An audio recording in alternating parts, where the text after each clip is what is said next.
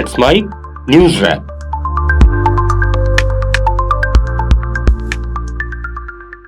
Let's mike news wrap में अब सुनते हैं दिन भर की अहम खबरें सिर्फ 10 मिनट में। प्रधानमंत्री नरेंद्र मोदी ने मुंबई में 18वें अंतर्राष्ट्रीय खगोल विज्ञान और खगोल भौतिकी ओलंपियाड का उद्घाटन किया। इसमें 64 देशों के 300 से अधिक प्रतिभागी हिस्सा ले रहे हैं। पीएम ने कहा कि इन युवा वैज्ञानिकों से जुड़ना खुशी की बात है। ये आयोजन भारत में पहली बार हो रहा है जो खगोल विज्ञान के क्षेत्र में युवाओं को प्रेरित करेगा। पीएम ने भारतीय टीम को शुभकामनाएं दी और कहा कि ये ओलंपियाड विज्ञान और नवाचार को बढ़ावा देगा।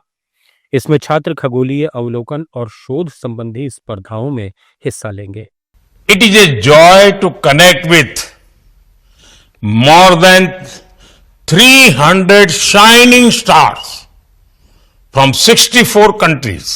I warmly welcome you to India for the 18th International Olympiad on Astronomy and Astrophysics. केंद्रीय मंत्रिमंडल ने ओडिशा, पंजाब और आंध्र प्रदेश में 4,594 करोड़ रुपए की लागत से 4 सेमीकंडक्टर परियोजनाओं को मंजूरी दी है। केंद्रीय मंत्री अश्विनी वैष्णव ने कहा कि ये चारों संयंत्र बहुत जल्द अपना निर्माण कार्य शुरू करेंगे। जैसा कि आपने पहले 6 संयंत्रों के मामले में देखा है, अनुमतियां और सब कुछ रिकॉर्ड समय में। हमें विश्वास है कि इस बार भी ऐसी ही प्रगति होगी। All the 4 plants will start their construction work very soon. As you have seen in the case of first 6 plants, the permissions, everything came in a record time within 100 days most of the times, and within 6 months they started their design and construction. Same progress we think we will have in this.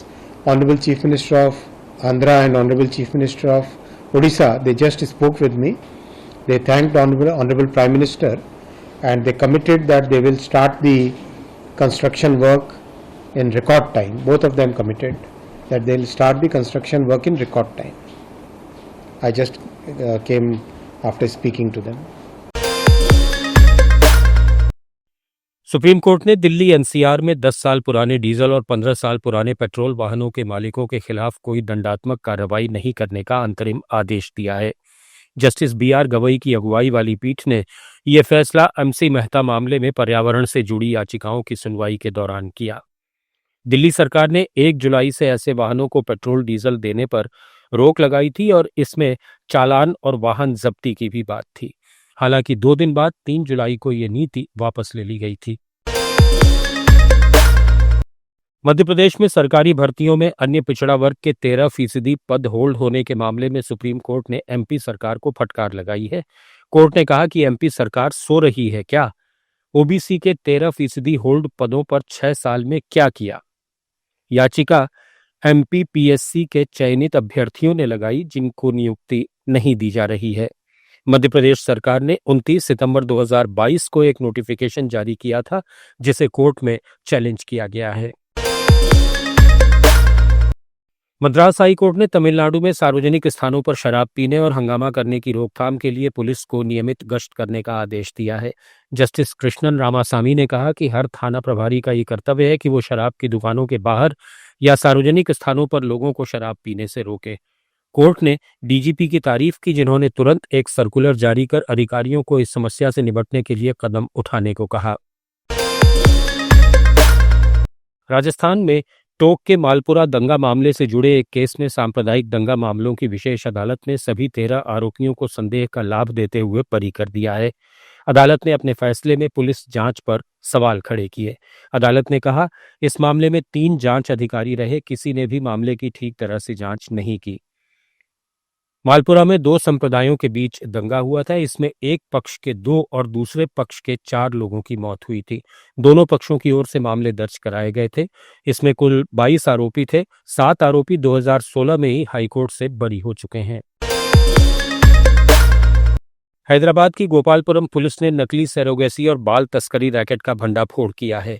DCP north zone S रश्मि परमल ने बताया कि universal सृष्टि fertility centre घोटाले में अब तक 9 FIR दर्ज की गई हैं। मुख्य आरोपी सरोगेसी के नाम पर ग्राहकों को फंसाता था और कमजोर महिलाओं का शोषण करता था। कुछ मामलों में डीएनए रिपोर्ट्स को भी जाली बनाया गया। पुलिस ने डॉक्टरों, लैब तकनीशियनों और एजेंटों समेत 25 लोगों को गिरफ्तार किया है। इस मामले की जांच अब एसआईटी को सौंपी गई है। Doing University Srishti fertility clinic scam case. So presently, Gopalapuram police has registered a total of 9 FIRs in this matter. 9 FIRs include the initial FIR which was filed, and the other 8 cases include 2 other cases in which a child was delivered. In which one baby girl also the DNA did not match, and in one case in which a dead baby was shown to the couple. Other than these 3 cases, the other cases include ongoing surrogacy procedures, like some amount upwards of 10 to 20 lakhs were taken from the victims, and they were promised that a child will be delivered to them by the end of this year. One case includes a case of cheating by impersonation, in which one senior gynecologist, Dr. Suri Srimati, 90-year-old doctor, who's residing in Secunderabad area. Her name was misused on the letter pads of this clinic, and her medical license number was also quoted to render authenticity to this clinic's operations. So basically, this main accused and her associates' MO is first luring these customers in the name of Odisha सरकार ने पुरी जगन्नाथ मंदिर के महाप्रसाद की online बिक्री के प्रस्ताव को अस्वीकार कर दिया है। राज्य के कानून मंत्री पृथ्वीराज हरिचंदन ने बताया कि ये निर्णय प्रसाद की शुद्धता और परंपरागत पवित्रता को बनाए रखने के मकसद से लिया गया है। हाल में कुछ संगठनों ने श्री जगन्नाथ मंदिर प्रशासन से महाप्रसाद और सूखा प्रसाद को ऑनलाइन प्लेटफॉर्म्स के जरिए श्रद्धालुओं तक पहुंचाने का अनुरोध किया था, लेकिन सरकार ने इसे मंजूरी नहीं दी। Mahaprasad cannot be sold in an online process. Recently also we have received some proposals from different companies who were interested to sell Mahaprasad and this other Prasad in online marketing process. So we have completely denied that thing. We have not accepted those things, rejected the proposal.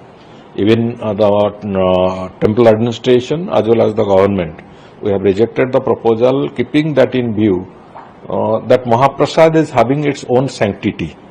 The Prasad of Lord Jagannath Mahaprasad cannot be transported to different places through online delivery system, online this courier or any other delivery mechanism.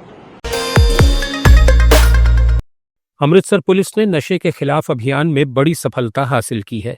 Amritsar police commissioner Gurpreet Singh Bhullar ने बताया कि हमने 3 kilogram से अधिक heroin बरामद की और 2 तस्करों को पकड़ा। इस मामले में उनका तीसरा साथी फरार है। इस ड्रग्स है उसमें कमिश्नरेट पुलिस अमृतसर को बहुत अच्छी कामयाबी मिली है। 3 केजी से ऊपर हेरोइन हमने रिकवर की है और 2 मेन स्मगलर पकड़े हैं। एक लक्की है जो छाटा एरिया इन डेप्थ जाने वाली है, क्योंकि इसकी जो पूछताछ है उससे सिग्निफिकेंट रिकवरीज और सिग्निफिकेंट लिंकेजेस सामने आए हैं। उस पर पुलिस काम कर रही है। जहां ड्रॉपिंग पॉइंट्स मुकर्रर किए गए थे, और उसके अलावा इसकी खुद की पूछताछ में ये बात आई कि बड़ी रिकवरी 30 केजी और इवन 18 केजी तक की इसने उठाई है पहले और डिस्ट्रीब्यूट की है। राजस्थान में जयपुर के रामगढ़ बांध इलाके में ड्रोन से कृत्रिम बारिश करवाने का पहला प्रयास फेल हो गया। ज्यादा भीड़ जुटने के कारण जीपीएस सिग्नल बाधित हुआ। इस वजह से ड्रोन ज्यादा ऊंचाई पर नहीं उड़ पाया। जेनेक्स एआई कंपनी के फाउंडर और एमडी राकेश अग्रवाल ने कहा कि आगे 2-3 दिन बाद फिर से ड्रोन से ज्यादा ऊंचाई पर उड़ान भरने की कोशिश की जाएगी। सप्ताह भर में हमें और ज्यादा ऊंचाई की परमिशन मिल जाएगी। आज हमने ट्राई किया है इसको ड्रोन को उड़ाने का, लेकिन जीपीएस सिग्नल जो है हमारा काफी वीक हो गया, बिकॉज इतने ज्यादा क्राउड होने की वजह से जो यहाँ पे जितना भी ये डिफरेंट नेटवर्क्स हैं, टेलीफोन नेटवर्क हैं, उसकी वजह से जीपीएस सिग्नल बार बार लॉस्ट हो रहा है। और वो लॉस्ट होने की वजह से हमने उड़ाया, लेकिन उड़ने के बाद वो जीपीएस सिग्नल वापस लॉस्ट हुआ, बिकॉज इसका ये एक रीजन है कि मल्टीपल नेटवर्क यहाँ पे इसको वो कर रहे हैं। तो हम इसको वापस से अभी 2-3 दिन में ट्राई करेंगे और इसमें बताएंगे कि भाई कैसे हम लोग इसको और हाइट पे ले जा सकते हैं। अभी जो हमें मिला है 400 फीट की ऊंचाई तक जाने के लिए परमिशन है, और हमारा मौका में ऑलरेडी डिस्कशन चल रहा है। 1 वीक के अंदर हमें परमिशन आ जानी चाहिए। न्यूज रैप में फिलहाल इतना ही। जुड़े रहिए लेट्स माइक के साथ।